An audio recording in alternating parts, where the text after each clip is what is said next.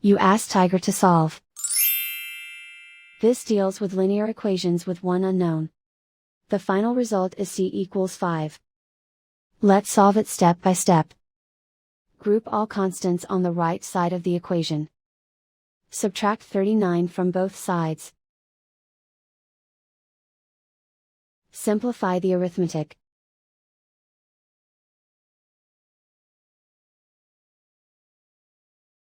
Isolate the c. Divide both sides by 9. Simplify the fraction. Find the greatest common factor of the numerator and denominator. Factor out and cancel the greatest common factor.